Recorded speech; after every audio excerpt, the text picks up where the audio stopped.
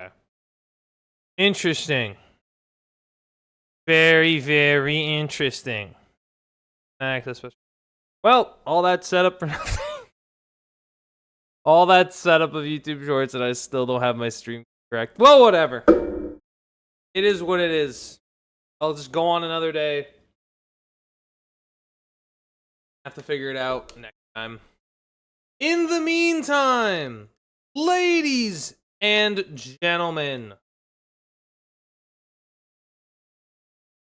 welcome back. We have returned. It is episode 42 of Free Refill, and what an episode it is about to be. I have the biggest smile on my face. Seattle Seahawks triumph over the New England Patriots in Super Bowl 60 by a score of 29-13. Seattle takes home their second Lombardi trophy in their history. Now won 2 in 12 years. That's pretty good. Well, it wouldn't be one every 6 years. You get the point. They were able to triumph. They were able to get the win. Sam Darnold played incredibly effectively. Kenneth Walker takes home. Seattle Seahawks sacked Drake May 6 times. At least Drake May sets a record for the most passing yards in a 4. Good for him. We're going to get into all of that. We're going to get into the Seattle Seahawks, their dominance over the New England Patriots. We'll be talking about where the Patriots were struggling. I want to get into the halftime show as well. I enjoyed it personally. I'll leave it at that for now, and then when we get into it, we'll talk more. But I want to get into the halftime show. I mean, I need to rewind it back. I got to kind of talk about the NFL awards show that happened Thursday. I want to talk about it because there was that I think are there's some things came up that I think are worth discussing. So we'll get into that as well. But obviously, the main headline we're going to be talking about for the majority of the hour is adults. Sit back, relax. Still here with Philip White here at 7:04 p.m. Eastern Time. I can relax. Have a little. Pour yourself a glass. Water, whiskey, wine, wallaby juice, and let's get into it because there's a lot to get into. The overall Super Bowl, and of course that main one being that the Seattle Seahawks absolutely a triumph. Seattle absolutely kicked butt. I think a lot of people coming into this Super Bowl, right? There's always the headline of people want to see a close performance. People want to see a close game. I did not want that. I decidedly did not want that, number one, because ain't no way this New England team should have been here. Number two, Seattle proved that this New England team been here. I mean, Mike McDonald put together one of the best defensive game plans I had seen. I mean, he embarrassed the entirety of the New England Patriots front with what they were throwing at him. I mean, you had Devon Witherspoon, cornerback, just blowing by guards like that. It was incredible to watch. The entirety of that Seattle, like they were bringing at least 5 almost every single play. Drake May had a dude in his face on every single snap. He hardly had any time to throw. I got to give credit to Seattle. I got to give credit to Mike McDonald. There's a reason they got this far, and we can all, I love Sam Darnold, and we'll talk about him as well.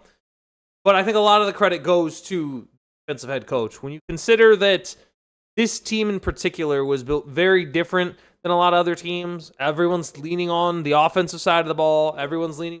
Got to hire an offensive coach. You got to hire a young play caller, a young guy. Mike's a young guy in comparison to coaches. Defensive side of the ball as opposed to being on the offensive side of the ball.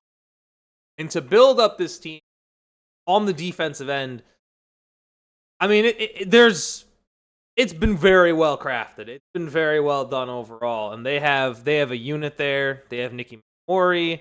They had, of course, Witherspoon and guys like Woolen in the back end. They had brought in DeMarcus Lawrence from Seattle to bolster that front. And it showed. And it showed in this Super Bowl by far what this Seattle team was capable of, why they were the 1 seed, why everyone was coming in saying, this is going to be a tough matchup for just about anybody, but New England's going to kind of get exposed a little bit. And they did. I would make the case Denver holds up better in this game, personally, because how good their offensive line is. Well, if Bo Nix were healthy, but I would have preferred Denver Seattle if Bo Nix was healthy. I think it would have been a better matchup. But regardless, this was it was well put together, and a lot of credit's got to go to Sam Darnold, of course.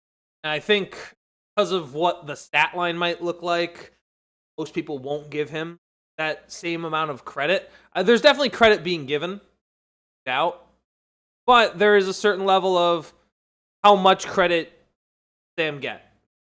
Most of this was, Kenneth Walker in the run game, who took home Super Bowl MVP. You had the defense getting 6 sacks and pressuring Drake May up until the very end. But I think when you look at what Sam did in this game against the New England Patriots versus what the other 3 QBs playing against New England could not do, was don't turn the ball over and just keep moving the sticks. And they weren't. It took them a while. It took them till towards the end of the game to be able to actually get in the end zone. But again, the emphasis of this game, they didn't need to score touchdowns. And even if you look back at the 3 playoff games New England won, if those teams had been smart, taken their points in a lot of these situations, there's a outside, I guess, Houston, never really in that opportunity, how much they turned it over. But if you're the Chargers or the Broncos and you take your points when you needed them, there's a much more reasonable case in that game as opposed to what Seattle did here, where they just took their points and did win the game. Whereas Broncos, Chargers didn't take their points, lost the game as a result. Darnold outplayed Drake May by a significant margin because he wasn't there. Again, the negative plays just weren't there for Darnold tonight. I think he took 1 sack all night, and it's not like he wasn't pressured. There were pass rushers in his face on multiple occasions. It was not by any means, by any stretch of the imagination, easy for Darnold. There was pressure in his face. There were dudes hitting him. But he stepped up. He made a lot of big clutch moments. He made some clutch throws. I'll say it. He made some clutch throws. He didn't. Not every throw was perfect, but I mean, early on, that little quick pass to Barner, I thought Marcus Jones, or I think it was, Marcus Jones was pick that. Was able to get it in there. And I think it speaks to why he was taken number 3 overall back with the Jets. I think it speaks to what will, I hope, be another 10 years in the league for him, continuing to write off the doubters. Because even after this season, I think that he'll still have doubters. Similar to how Jalen Hurts will have that same type of treat after winning his Super Bowl.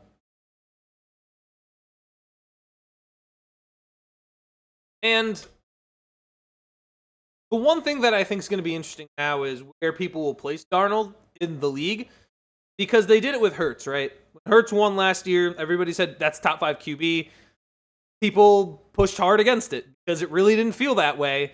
Even though they won that Super Bowl, it didn't feel like Jalen Hurts was the most important part. Not that he wasn't important, but he didn't feel like the most important. Like, the emphasis of why Seattle won this game was, their defense was dominant and forced a bunch of turnovers. First, forced multiple turnovers. They were in Drake May's face the entirety of the game. That's probably the biggest strength of this team. The second, probably going to the running game. But if Sam Darnold doesn't play the game he does, moving them down the field when needed, and more importantly, not turning it over, then they needed that to win. I don't think you just put in any guy out there and he has this game. And the majority of the time you would find, somebody's just going to, lose. In that case, they would throw that game away. I mean, even this game, like, Drake May and the Pats had a chance. They were always somewhat in striking distance until Darnold throws that TD pass to Barner. If we're talking anything else, listen. You can't, and give credit to New England's defense. They had some big plays in this one. I mean, we had Christian Gonzalez breaking up a huge pass for Rashid Shaheed, and they pressured Darnold enough to where he ended up overthrowing a couple open, deep passes. Like, the Seahawks were taking their shots, and they almost had a couple big ones as well. New England kept them in the game as a result. But if you're Drake May and the Patriots, you need to put up points. You need to get a run game going. You need to find a way to move the football, and they just never did.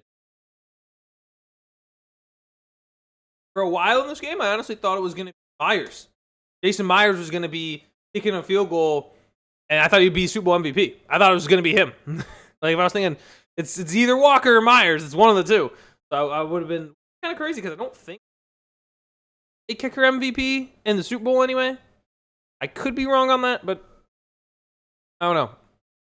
I have to double check that. My gut tells me no, there hasn't been, but I could be wrong because a lot of those games back in the day weren't exactly a high scoring affair. Exactly high scoring. But I am interested to see where people will rank Darnold now, and I mean how he's looked at. Look at thinking about Sam Darnold's arc is one of the most fascinating ones because I don't think there has been quite a bounce back like this. We've seen a lot of quarterbacks bounce back from early struggles in their career. Saw Geno Smith do it coming into Seattle, right? That was one example of that. You had Baker Mayfield being able to kind of resurrect, and now you got Daniel Jones in Indy, and now you have Sam. But for what Sam to do, to be labeled a bust in your that it just didn't pan out, didn't work. You already had better quarterbacks in that class, like Lamar, like Josh. And then you end up in this being sent to Carolina, starting for a little, and then still petering out there, then needing to be, a backup in San Francisco, then going to Minnesota on a one-year deal for what? It was 1 year, $10 million, and really proving that he can play, losing a playoff game, so not really writing off the story. Everyone still kind of feels like Sam's just got better, but still really hasn't shaken that label necessarily. And then goes to Seattle and just does similar production, wins more games, goes on to win the Super Bowl. I mean, the bust label's done. Like, you can't call him a bust at this point. Like, for the Jets, yeah, picking him there didn't ultimately work, but it's very clear that was a failure of the New York Jets, not a failure of Sam Darnold. It's awesome to see this. I was very excited to see Sam win this. I think I'll tell you right now, he 100% deserves it. I am excited I'm also excited, for Seattle in general, especially when you think of, because you also rarely get this chance. All of the demons you would have of a heartbreaking loss like Super Bowl 49, to be able to get that out in this game 11 years later, it's got to feel pretty good if you're a Seahawks fan. Because, here's the thing. A team like Atlanta will unlikely ever get that chance. I didn't even think Seattle would be able to get an opportunity to beat the Patriots in the Super Bowl, redeem themselves from that. I mean, it's not a full redemption, because we'll still ask, why didn't you just run it? But I think now the pain is a little reduced because you were able to get back there and beat the team that beat you previously. And, for a team like Atlanta, I mean, they would love for that to be the case, right? But it's not. I guess it has happened technically. Philly did it after, 10 years. I was closer to 13, right? It would have been 2017. So yeah, about 13, 14 years. Eagles technically did it, but I think this one was a little different just because this one really felt like a big heartbreak. Super Bowl 49 is probably one of the most heartbreaking losses in NFL history. But I got to give credit to Sam. Got to give credit to Sam in Seattle. And you know who I gotta kind of dump on a little bit? Are the New England Patriots. I got to dump on them. I have to, because we all knew this. A couple things about this team. So, a lot of Patriot Mafia or Pats Nation, whatever, the entirety of these playoffs was trying to basically defend what was an incredibly weak schedule that the Patriots had. They were a last place team. They were a fourth place team that also, and remember, there's a reason why the Pats schedule was called weak. It's because going into this game, going into this Super Bowl, everybody was aware they did not play a strong schedule. Why? Because they played the NFC South, which not a single team from there had a winning record. They played the AFC North, who we saw not only when they played those teams, didn't even face Lamar Jackson the entire time when they played the Ravens.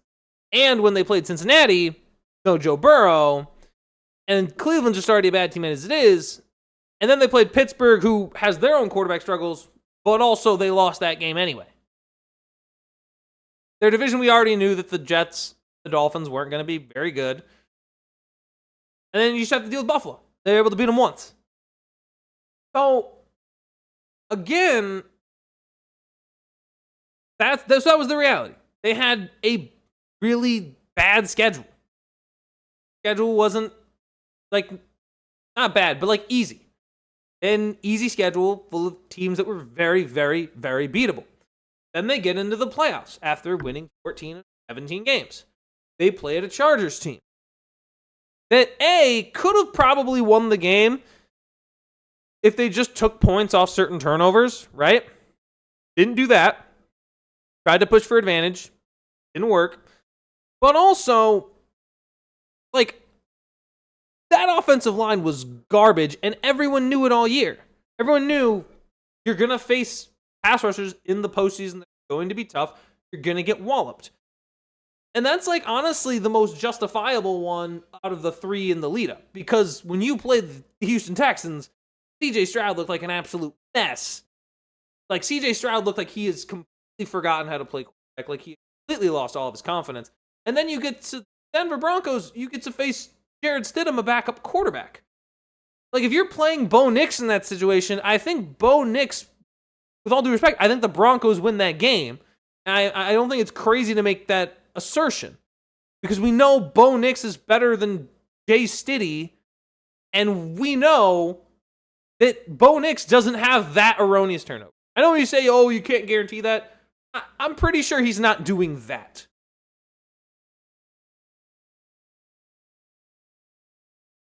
So there you go. That's how New England got here. And when New England had 2 weeks to prepare, this was a question. What was Drake May going to look like? That was question number one. Because if you actually compare what Drake May did in these playoffs, one of the biggest things that was playing in New England's favor was their defense being able to get turnovers and get stops, right?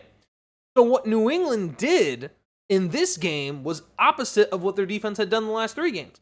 They struggled to keep Seattle off the field. They had a couple stops, but Seattle was still able to move the ball, get in position to score, and got points. Whereas New England had way too many negative plays offensively to be able to move the ball at all. And if you watch Drake May, it was apparent about halfway through the game where, he's just not ready for this. He's not ready for this moment. Young QB just not ready in that situation, in that moment, and loses. He looks skittish. He looks shaken. He was not hitting his throws accurately. Seattle, he got a little thrown off his game. Very much so. By the Seattle Seahawks. We know they had a good defense, but again, they got in his head a little bit. And this was the difference and why, when we talk about the MVP of the league, I'm still shocked, and we'll get into the award show later because I got stuff to say on that. But this is the big issue, Drake May. This is the issue of what the MVP award was supposed to be this year. This is the reason. You want to know the reason people were vouching for Stafford so hard? You watched it in that Super Bowl. You watched it the entirety of the playoffs. You watched what Stafford was able to do against that Seattle defense and what Drake May tried to do, and they're worlds apart. They're worlds apart. I don't want to hear the justification, it should have been Drake May. No, it shouldn't have. This was undeniable proof that Drake May, probably shouldn't have been MVP.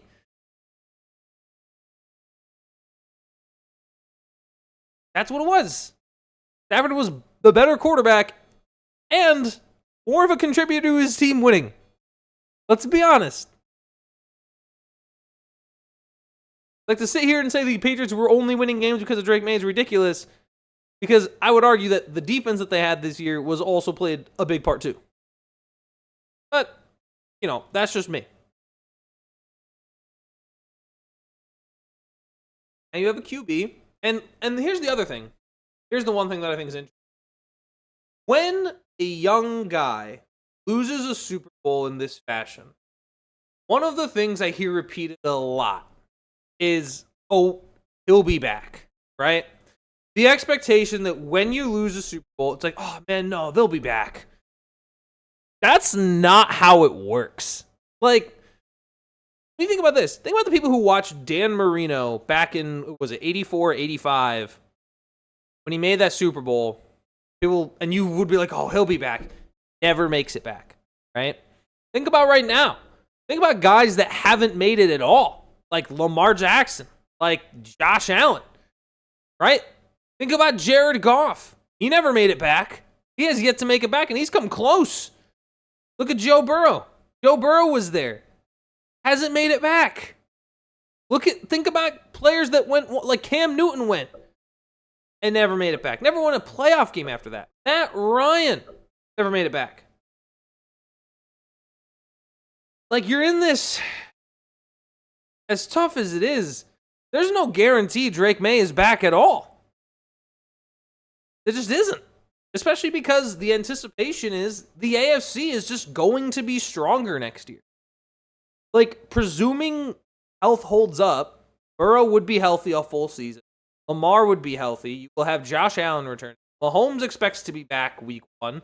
The Raiders add a new quarterback with Mendoza. The Chargers will get their tackles back. Right? Denver's still not going anywhere. I mean, I don't think they'll win 14 games again, but they're not going anywhere. Jacksonville's still good, right? Like, the AFC, the only reason the AFC, I think, felt weak this year is because a lot of the early good matchups, like, for example, if you're looking at, like, probably the 3 best teams are probably Denver, Jacksonville, and Buffalo, right? But Bills and Jags had to play each other, and then Bills and Broncos had to play each other, right? And those were very close, high-level games with, like, high-end quarterback play. So you end up in this position, right? You now end up in this moment where it's like, okay, this is what we have, this is what we got, this is what we're doing. The AFC is still going to have good teams. They're going to have good quarterbacks come back. They're going to play well. There's just not really a way to avoid that. There just isn't. They're going to be back. Doesn't change that. There will be, those AFC quarterbacks will be back, and I think it'll ultimately not. And the other thing to consider is that now, now what you have is New England playing a legitimate schedule. They'll be playing, they're not playing a bottom schedule, a 4th place schedule. They're playing a 1st place schedule. That's one. They have to play a 1st place schedule. Number 2, they're not going to be playing the NFC South. I would have to see. But I'm looking at, let me double check. They're going to be playing the AFC West. So they'll have to play Denver. They have to play Denver already, but they're going to be playing the Chargers. They'll play the Chiefs, play the Raiders. By the way, again, they lost to the Raiders and Geno. And then on the NFC side, I mean, they got to play Chicago. They got to play the NFC North. Chicago, Detroit, Green Bay. And listen, that's a tough one too. So if you really think about it in those moments, yeah, New England's going to have a tough time. They just are. It's not going to be smooth sailing, I would think. Like, Chicago ain't easy. Chicago's not going to be easy. I don't think Detroit will be easy either. I know people say they went down, but if you're going to tell me, right now, the only difference between who wins between New England Patriots and the Detroit Lions is where the game's being played. If they have to go to Detroit next year, yeah, I think Lions win that.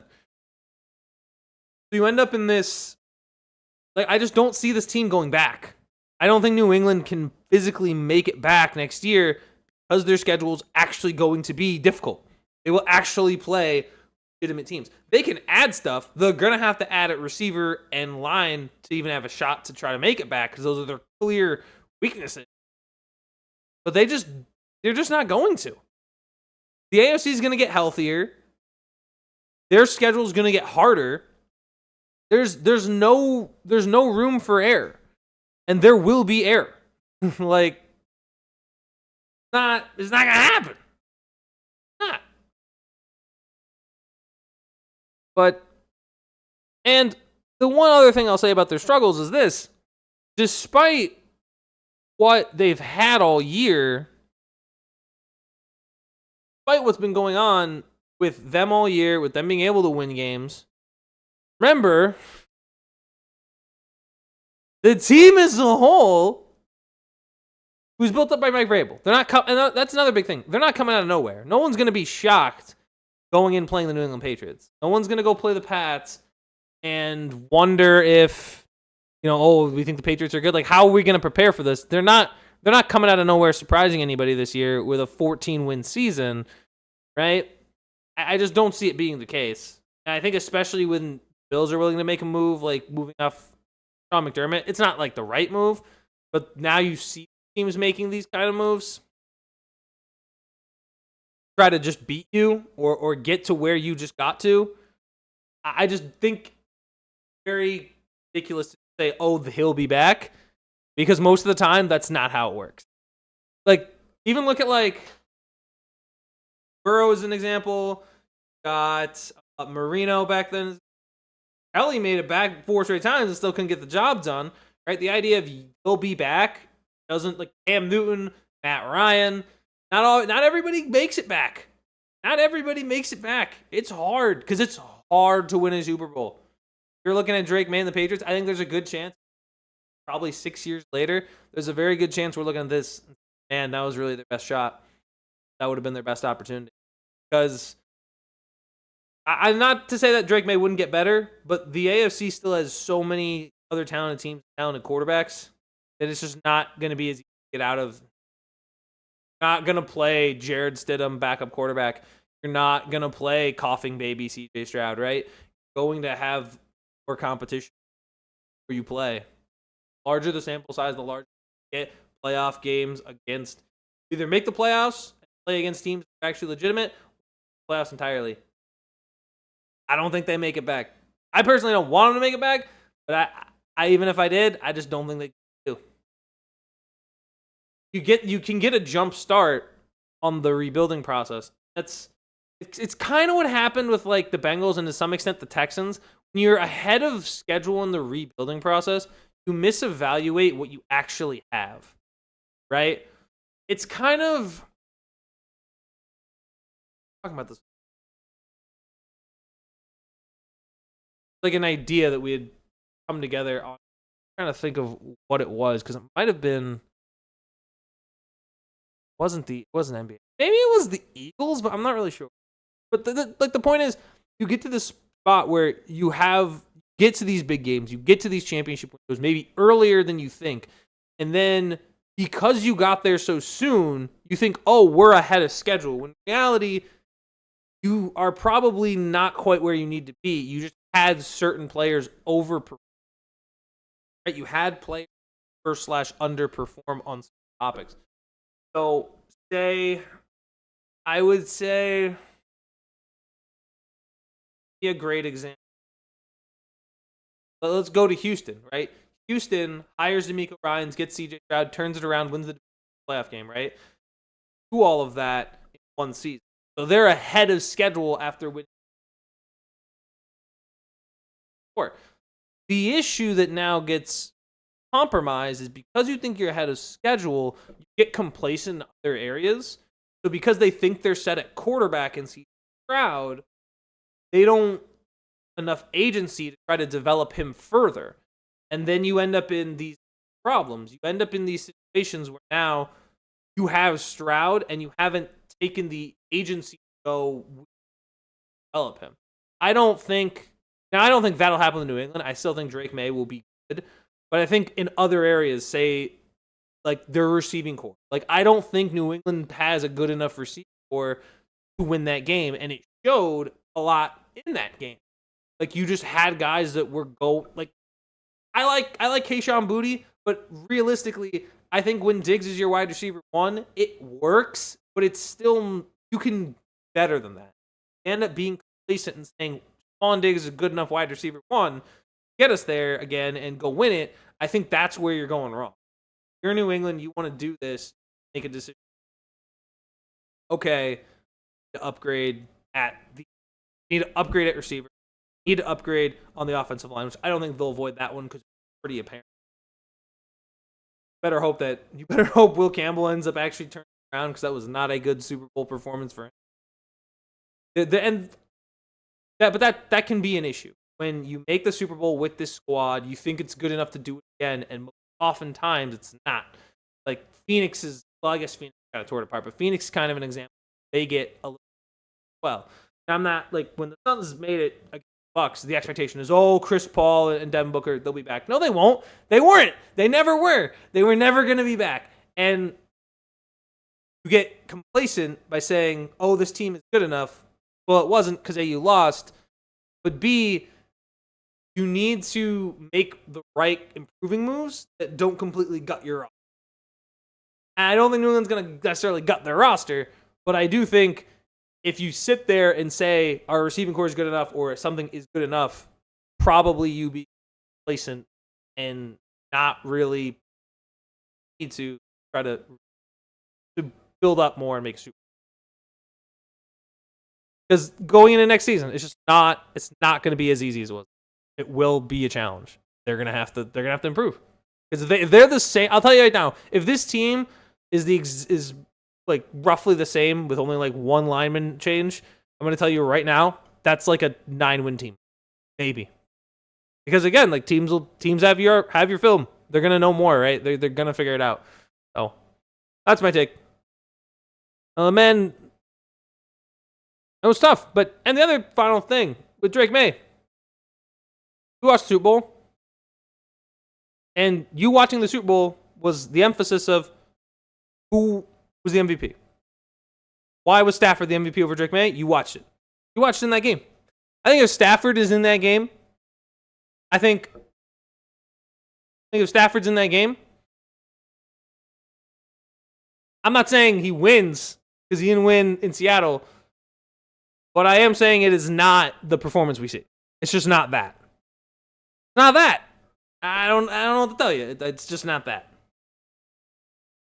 Regardless, Patriots and the Seahawks both head into the offseason, one being a Super Bowl loser, the other being the Super Bowl winner. And the Patriots, they set a new milestone, the most losses in Super Bowl history. 5. A little history being. In regards to the another topic about the Super Bowl, I want to get into it a little bit because of being of a little Puerto Rican descent. Bad Bunny was at the halftime show. Bad Bunny had. Now, here's the thing. I don't personally listen to a lot of his music. I just don't. I haven't. But when I watched that Super Bowl, I thought that was actually very good. I was impressed. I enjoyed it. And I think the set piece number 1 was very cool. The one thing, and I will say about halftime shows that I will knock a little bit, but this has been a general trend for, I want to say, the last 7 years maybe. It's very much been made to look good on TV. Because I'm willing to bet if you watched that, and I don't know who watched it at the game, that's like a very limited number. But from my perspective, there was clearly stuff on TV that was shot prior to the Super Bowl that was inserted to make it look like a cool transition back to live action. So from the perspective of someone who went to game and watched the halftime show there, it looks a little different. Not quite on the same spectral level. Like, I wish it was shot more like it was meant to be like a concert event. But that's just a general criticism I have with the majority of halftime shows. I kind of the same issue with Kendrick's because, again, a lot of it is from the cameraman's perspective that's right in front of them, versus somebody sitting in the audience is probably going to have a more. That being said, I still enjoyed this. I enjoyed this a lot. I thought the set piece was very cool. Like him walking around like a local street. It felt like you were like a little town in Port, but it felt really well done. Like I seen these Gramps playing dominoes on the side like that.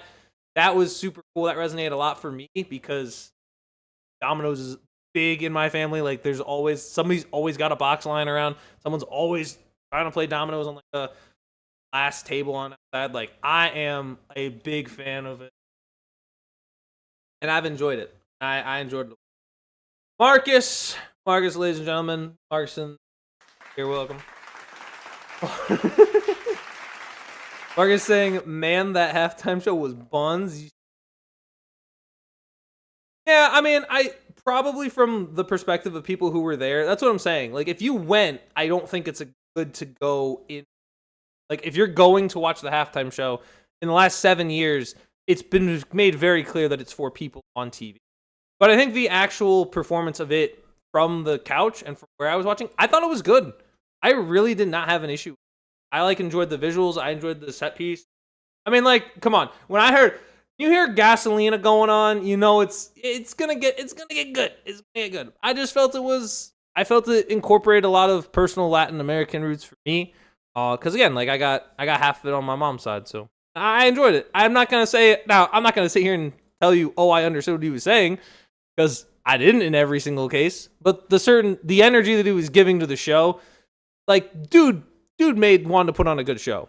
Like, I think, and this is like why I have a slight criticism of Kendrick's. Not that it's like big, but sometimes Kendrick, when he did his Super Bowl show last year, not to say that it wasn't good, but it very much came from like a lot of driven, heavy beef with Drake. Like, if you didn't know who Kendrick was, kind of very difficult to get into that, like to understand what was going on. You'd have to like somebody didn't know about the Kendrick and what was like the Kendrick and Drake beef. It wasn't gonna, you wouldn't go in knowing it. But I think with this, like, I don't know. I guess I could see why some people wouldn't like me. I liked it. I liked seeing. The only thing I was annoyed about, and one of my friends was the people who portrayed the grass. I really wanted to see if like the grass would start swaying like around. I thought that would have been. Well, I don't know. I liked it. I like the even like the housing, like little house that he falls into and comes out of. Like it felt like Puerto Rico. Whenever I've gone, it's got that energy. I enjoyed it. And like the people in the telephone pole wires.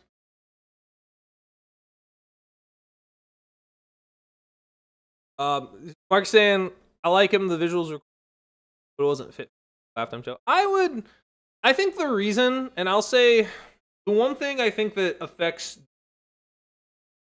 and this is just halftimes in general, it being outside. Like, I think the way it was set up, I think like being in a dome, because with a dome there's like certain lighting you can get correct on like from the dome on the outside, versus if you have like an open like Santa Clara, you don't have the same control of the show itself, so it can be difficult to get lighting. But overall, man, I thought it was fun. I had a good time. I was rocking and grooving. I mean, like, and here's the other thing, like, I'll say this, in terms of like performers, like just thinking about like who they'll do like say next year, like I really didn't have, I like, even coming into this year, I didn't know, like I knew Bad Bunny was performing, but even before he was selected, I really wouldn't have really had like a selection of who. Like, I'm willing to bet next year there's like, I wonder what the betting odds actually are for, oh, see what people are.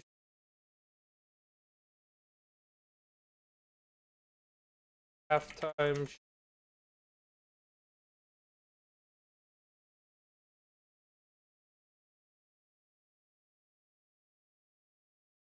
Official performer has not been announced, but early betting on Miley Cyrus. Really? Where? The CB. I don't even like any of these. Like, honestly, I'm looking at the options, and I'm like, dude, I don't want these. Like, I see Taylor Swift, like, brother, Taylor Swift, Miley Cyrus, Harry Styles, Justin Bieber, Cardi B. Like, I don't want any of those five, dog. Like, I don't even. I'm just not trying to. Maybe I squinted at it. I could like Miley. I could maybe like Miley, but I'm not a big fan of it. They're gonna get like, I wonder if they get like Carpenter. They should do. Here's what they should do. Okay? I don't know if you guys have seen. Talked about this on the last time. Just get Sabrina Carpenter, Chappell Roan, and Billie Eilish, dress them up like the character girls from Ed, Edd n Eddy, then just have them do a collaborative performance. I'd be okay with that. As long as they also play the Ed, Edd n Eddy theme song at the beginning. That I could get into. Like, you perfect. Done. Set it up. Set them up, knock them down, let's do this. Be great. That's what I want. Man, give me the Locks and Wu-Tang Clan.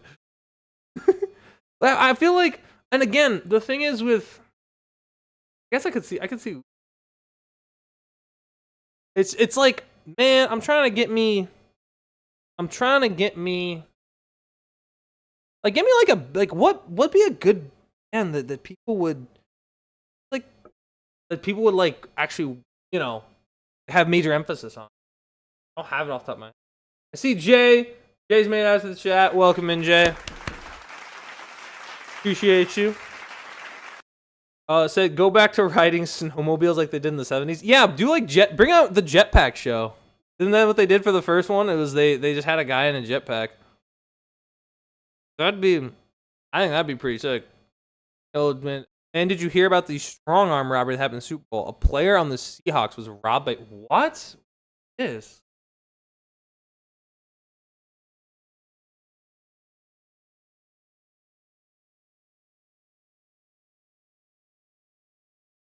What was it? Oh no. What? Talking like I just googled it. I was looking for their. It said robbed of the MVP.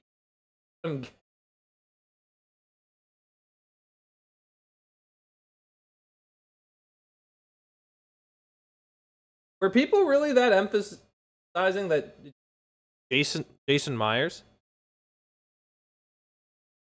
Player on this. Oh man, Jason Myers was robbed of the MVP. Honestly, and I don't think they win that game without Kenneth. Like, yeah, Jason Myers made a lot of field goals, but I kind of want to. I would probably give it to Kenneth Walker. I don't think Myers really. I mean, I get it. He had a lot of field goals, but when you talk about what Kenneth Walker did rushing the ball in that game, I think without that, Seattle doesn't really. And I get it. He puts the points up on the board, but come on, man. I'm probably still thinking. What, did someone actually get robbed though? Like, are you just saying that Jason Myers was robbed of the MVP? But no one actually. I thought like someone physically got like robbed, like snatched his wallet and chain and just ran away. That's what I would have thought. But I don't. I'm unsure. Now I don't even know. Did a guy actually get robbed? Like, imagine that too. You just won the Super Bowl. You're trying to have a good time, and you just get jumped for no reason. You beat my team. Give me your wallet. Like, oh my goodness gracious! What an absurd concept. Anyway, I just thought from the halftime show, I thought it was good. I personally, I like this one better than the last one. I know a lot of people were fans of Kendrick, but I think Kendrick's set was cool, but this one just resonated with me just because of my background. So it's really just personal preference, but I enjoyed it. I thought it was fun. I thought it was entertaining, and also I got to see like, oh, can I say this too? Oh my god, I have like, there was someone in a group chat who was like super like on very much leans right, and he was like, what are they doing with this flag running? Why isn't the American flag in front of the Puerto Rican flag? And I was sitting there and I was like, dude, it's a halftime show, not like a color guard rehearsal. It was just so weird. It was just like, dude, you're paying attention to the wrong thing. Like, I don't know what to tell you, man. Like, that's not what this is. This is not a flag folding session, all right? Like, this is a Super Bowl halftime show. Like, relax. It's not that serious. No, Myers was robbed. He's a local kid who went to college. But the D&E predictions everyone gave was on point in a collab effort. So kudos. Really? Because I didn't see Hooper catch anything. So they got all their predictions right? Because I know mine. I mean, we got Seattle, right? We had the Seattle winning. It was Seattle winning. It was I had Kenneth Walker over catches. I don't know if he got that because I know he had a drop. And I don't think Hooper caught anything. Darn shame, but What are you gonna do? Can't be perfect. That was fun though. Overall, that was a good. That was a. I say this. I'll say this, and I'll say this. I would still say, okay, bro, relax, lol. The NFL wants to go global. That's what I was trying to tell him. Like the NFL wants to go international. Like that's the whole reason why they're even having Bad Bunny on. Or they want to get a lot more Latin countries, and if you get those Latin countries, guess what? They're gonna be like, oh yeah, we can use our soccer stadium to game. Like that's what they want to do. That's the plan anyway. I don't know. Interesting stuff. Certainly interesting, but I enjoyed it. And the one thing, I got like 12 minutes left, so I want to get into this one last thing that I got to talk about. We got to rewind back to the NFL Honors Show. So this was Thursday, so I did not stream today. But this was the award show took place. So here's what went down. Okay, let's start with the big one in the room. This was this award show was. I mean, I watched it. I don't usually watch the award. I usually just do it Saturday. Usually it's on Saturday. It used to be like the day before. Now they kind of do it in like the middle of the week. Had it Thursday. And I gotta tell you, it's not even the awards that had an issue with. Most of the awards, like Myles Garrett, yeah. Tet winning offensive rookie of the year. I mean, Carson Schwarzenegger winning defensive rookie of the year made sense, but I personally would have preferred Xavier Watts. I mean, most of them, like, there was actually Stafford that I want to talk about.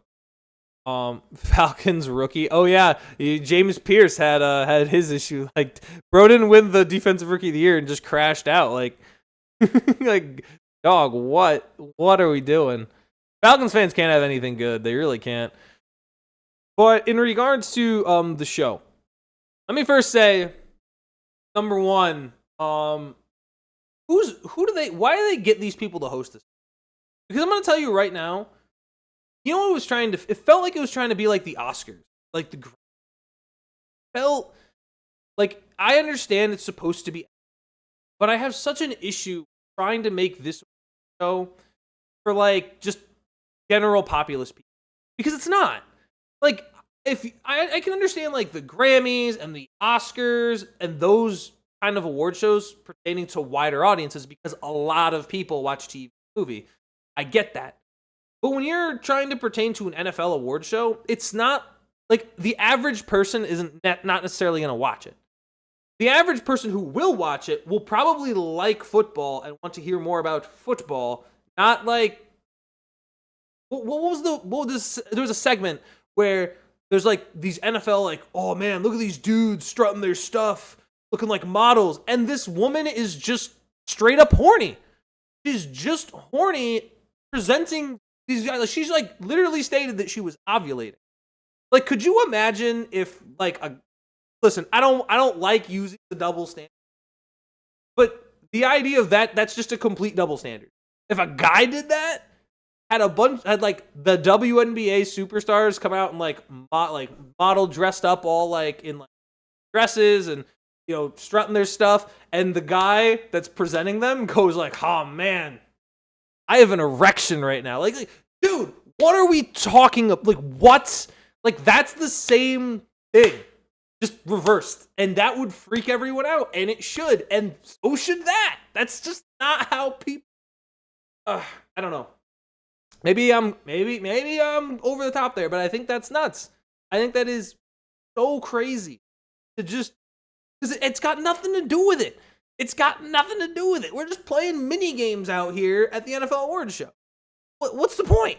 The point is to present awards. The point is to know stuff about football. That's the whole idea. And here we are. I think the best part was honestly like Bobby Wagner's speech, Walter Payton Man of the Year. That I thought was cool. I thought there were a couple other good speeches. I thought Stafford winning the award was not only deserved, but also awesome to see. But I mean, like, and also, like, not just her, but Drewski, too. Like, Drewski's the main one that even gets to me. Because, like, I get that he's a comedian. I don't think ever. kind of exists. I don't really get it. But I have such an issue with, like, imagine somebody works all their life to get to this spot, to be in position to win, presenting it, and you're just, like, treating it like it's a joke. Like, come on, dude. Like, that was, like, people, when they present things, you know what I do when I have to present something? I practice it. Practice it a lot. Like, when I have a slideshow I got to present, I'm practicing it. When I have, like, a presentation to give, I have to, like, announce something, I would probably practice it. Instead, Drew shows up like, oh, man, like, man, I don't care. Like, he came out looking stoned. Like, give it a little bit more respect and energy than that. What are we doing actively mispronouncing JSN's name? Just say JSN. Or, you know, like, because when you have to interview somebody, you should probably know what their name is. Like, when reporters ask questions to people, they want to make sure they get the pronunciation right so they don't look like a jerk, like a jackass. But instead, you have no problem just going up stage being a jackass. Like, it was so unprofessional and just uncool. Like, do people think that's cool? Do people think it's cool to just go on stage and just do what Drewski did? Because it wasn't, like, I'm not going to sit here and say, like, it's the end of the world, but, like, have a little respect. Have any respect. It's not difficult. It's not a difficult name to pronounce. It's just not. Once you know how to pronounce it, it's not difficult. Come on. It's ridiculous. I don't know. That was just, but like, that pissed me off so much. Like, I was like, what are we doing with this award show? What's going on? Why is this happening? How is this happening? Why are we doing this? Just leaves me starstruck. Thought that was okay to do. Bro, come on. That was the main thing I wanted to talk about the honor show. The actual awards, I think they got pretty much. I mean, they got, like, obviously Myles Garrett was going to win Defensive Player of the Year, was literally unanimous. You had Carson Schlesinger was the favorite for Rookie of the Year. I would have gone with Watts. Offensive Player of the Year, Jackson Smith and also not a hard name to say, but yeah, I would have given it to him or Puka, but I'm okay with JSN. Award. Offensive Rookie of the Year was Tet. Makes sense. I know people were gonna say. I think Tyler Shuck got the second most votes. I was a little surprised Jackson Dart only had one. I thought that was shocking. I would have expected more votes for him, but only one was I thought a little disrespectful. What else? What other awards were there? Protector of the Year, I believe, was Joe Thuney. I think that's really only because the Bears were winning. I don't actually think he's, like, the best, one of the best. Like, he's a good lineman, but I don't think he, like, I would have said Penei Sewell just right now. I think he's the overall best offensive lineman in the league. I don't know. Comeback Player of the Year, Christian McCaffrey made sense. Oh, Coach of the Year. I don't think it should have been Vrabel. I think Vrabel coached well, don't get me wrong, but I genuinely think the majority, I would have given it, honestly, to any of the other four. Like Shanahan, Cohen, Mike McDonald, Ben Johnson. I think all four of them I would have given it to over Mike Vrabel. I was a little shocked that Vrabel won that award. Because I think what Liam Cohen did, when you consider the fact that Brian Thomas Jr. didn't have the season he thought he would, that his number 2 overall pick went down, I'm a little shocked they wouldn't have gone with Liam Cohen. And then by the same metric, I'm a little confused why they went with Josh McDaniels. Like, I don't know. I didn't think that I would have honestly gone with one of the Jacksonville ones again, Anthony Campanile.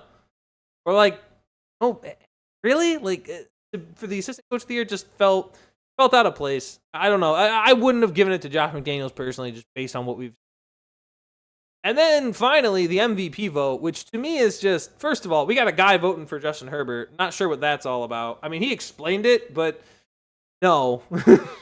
Like, considering what dude wasn't, like, yeah, his offensive line was bad, but you're really gonna go that route? Really gonna make that argument? I don't think so. And then I just still don't get why there were so many Drake May votes. Like, it felt like there was a lot of just a lot of Patriots love at the awards, which is kind of shocking because they were they were good, but I mean, I don't know. I thought there were more impressive performances by both coaches and assistant coaches, and especially Stafford as MVP. I mean, I guess he won it, but I'm a little shocked it was that close. Like I thought it would be like kind of close, but I didn't think it'd be like the difference between like a first place vote. Kind of crazy. The guy voted for Justin Herbert. Honestly, if that guy was forced to not vote for Justin Herbert and had to choose between Stafford or May, I do think he chooses May. There was a chance there would have been co-MVPs, which would have been kind of nuts. But what do I know? What do I know? But I guess right now, I mean, that's all I have. I just want to get my talk outs about the award show and all that nonsense. Let me just get through these comments real quick. Wait, we already read that one. Mine was 4+6. May 1 TD, 1 pick. I think he had the tight end. Yeah. Well, no, I had Cooper for like having over 1.5 catches. So I know that didn't hit because I don't think Cooper caught anything. Unless I'm wrong and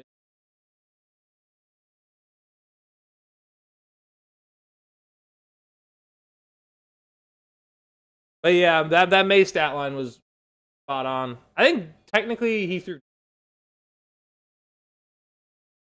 Can I get hello? Can I just get the scorecard?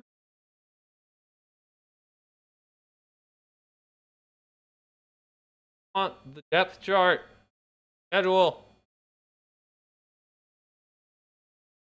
Boom.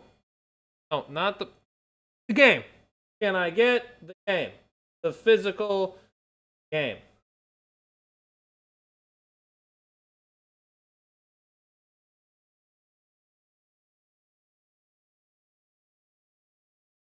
Why ESPN?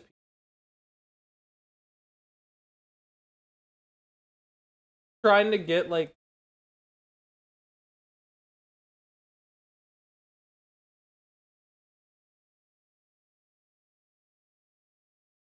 Try this again. That's. Dang it, Kenneth had 2. I should have gone under. Should have gone under on Kenneth Walker's catch. 4 was right. Catch anything? Oh, he did. Cooper had 2 catches. I didn't even notice. I was watching the game and I didn't notice. Cool. We got some of it. We got 2/3 of it. I was wanting to go with the under 2. Oh, it is what it is. It's Stephon Diggs and his catches for. Why is Mac Hollins 8 targets? See, I was talking about this earlier. New England needs to get a wide receiver because, like, dude, it's just not it's not a very good supporting cast. Not. Bad. 27, brother. 43 times. Drop back 43 times. With 295 yards. We're like, oh my God. 235 of that was in the. Man. Glad it's over with. Glad they lost. Yeah, Mark. Also, Jay, Puerto Rico is part of the U.S. Relax people. That was also my thing. I was trying to tell him, like, you do know U.S. territory. Falcons rookie? Yeah. Well, what? Yeah, that James Pierce. Well, Xavier Watts, I think, should have gotten it personally. The other Falcons rookie that was in contention is the new JPJ, James Pierce. And he's in hot water right now. What is it?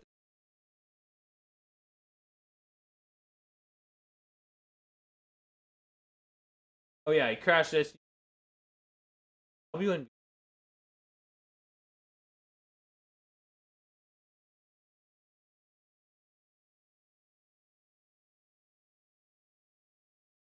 Sacks? I didn't even know that. I didn't realize JPJ even hit double digits. I thought it was like 8. Marcus saying the predictions put together were on point, but yeah, man. Did pretty good right there. That was pretty sick overall, but outside of that, just about to hit an hour here. So I am gonna put it on 6. I'm trying to think if I have any additional. I'm trying to think. The NBA is gonna get started up soon. Probably be doing a little bit more of that. I might pull back on free refill episodes during the week. I take that back now. We're still gonna end up doing 2 main primetime show on Tuesday. Mondays, Tuesdays, Thursdays. Stick with the overall schedule. But I am also, my one bonus take, I guess, is that I am very upset that I'm upset the season's over, man. Like I'm very excited to cover the offseason, get into like the lead up to things like NFL free agency, the combine, the draft, all that, and of course, with the NBA season coming around, but training for baseball, that's gonna be all started up soon. It's just like a weird kind of like, oh man, it's really over. Not gonna see football for the next months until September. That's 7 months? 7 months just sitting around waiting for it to come back. Should be an interesting offseason. I definitely I might make like some videos on maybe like each week we'll talk like once we get into I don't know if we want to do I'm trying to think if I want to do like, prediction. I might do that. I might do free agency prediction. That being open. But NFL offseason is about to get started. We're gonna have the NBA to get followed up on. So we got to be talking Suns, Knicks, all that. Probably gonna be talking about the Knicks. I do live in New York, so it makes a lot of sense. We'll be getting into all that in future installments as we proceed through February. Come on, Phil, be the premier UFL commentator on YouTube. Bet. All right, well we'll get into UFL statistics. Let's go. Let's let the I always get like hype for those like small UFL. Let me. You know what? Let's go grab our team. We're gonna UFL season. Gotta see when it's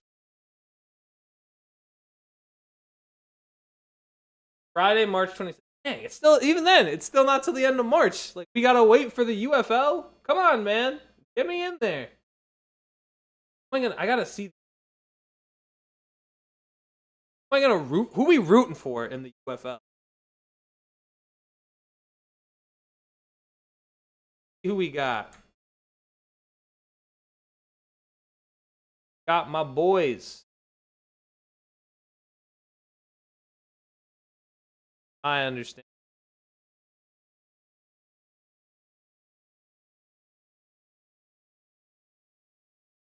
Crap, did I change a bunch of stuff? Oh no. No. How do I go forward? Opposite command for control V. I was in the wrong tab.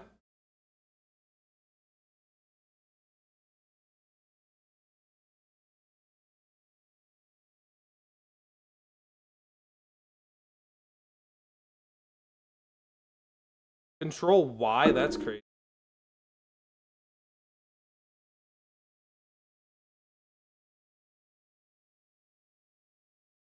Crap, it's going back through.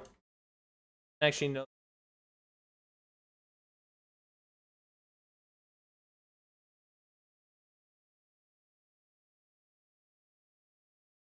Okay. Did it. Figured it out.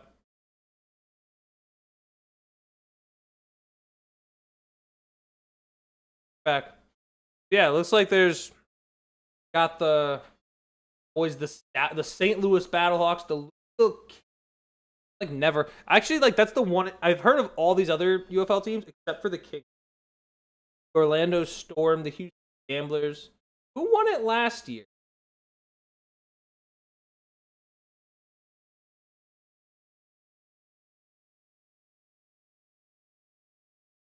The Defenders. Right. Okay. Jesus, they won 50-34? Gordon Tamu, yeah. Dude, I think, you know what? Be about a bandwagon and be a defender. Who was the worst team? I'll root for the worst UFL. Else. Track the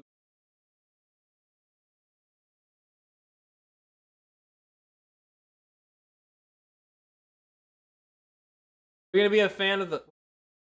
They changed some of the teams.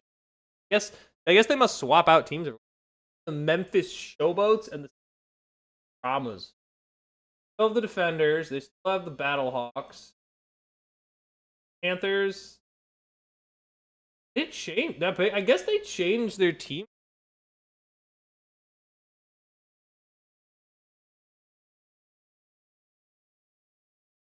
Franchises, the Aviators, King.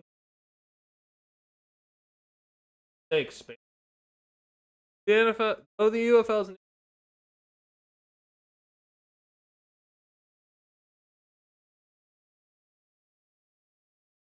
Oh, so the Renegades, Arlington Renegades, now the Dallas Renegades. Rough. So the Stallions, Defenders, Battlehawks, Rain on. They added the Aviators, Kings, and Storm, and they removed the Showboats. And they got rid of the Michigan Panthers. They were in the game last.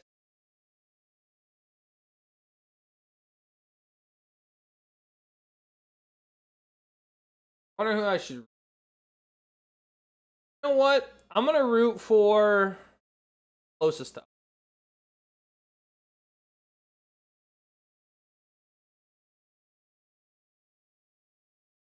I guess I don't even want to root for. I know who to root for. We'll have to figure that out next time. Who I root for. You know what we'll do? We'll make a poll.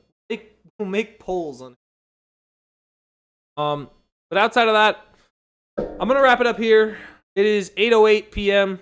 I am trying to have some food. Vibe. I got to go back to work tomorrow because I had today driving back from out west near Rochester. I'm back from a little bit of a Super Bowl party, Super Bowl hang sesh. But I will see you guys tomorrow. I will probably get some stuff together. I'll get situated on figuring out what's going on in the NBA. We're gonna figure out the headlines for all 30 NBA teams. I think that's gonna be the game plan for Tuesday primetime show. So, thank you guys very much for tuning in. As always, I appreciate you guys. I will be back on the grind tomorrow. I will see y'all then. Till next time. Been Refill with Philip White.